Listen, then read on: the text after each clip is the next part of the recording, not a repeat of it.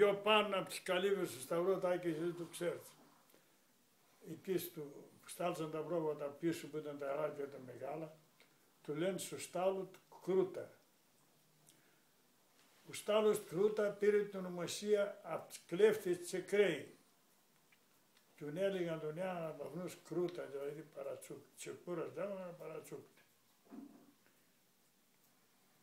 Και έτσι ήταν εκεί το μεσημέρι. Ο πατέρας μου και άλλα, ξέρω εγώ, Σβεντζούρς και άλλα κάνα 2-3 παιδιά, έτσι ήταν σε πάνω με τα πράγματα την μέρα. Και πήγαν από εκεί, ο Σβεντζούρς είχε ένα χαϊμαλί μαργαριταρένιο, μαργαριτάρια πάνω. Και του λέει ο Κρούτας, που του βρήκες αυτό, ξέρω, λέει, μάνα μου το έβαλε. Όταν λέμε Σβεντζούρς, τώρα μιλάμε για ποιον Σβεντζούρη? Ο πατέρας του Γιάννη Σβεντζούρη. Ο πατέρας Γιάννη Σβεντζούρη. Λοιπόν, λέει, για βγάλ' το να το δω. Το έβγαλε το παιδί, το έδωκε. Το κοίταξε αυτός από εδώ που γίνει και το έβαλε τσέπη.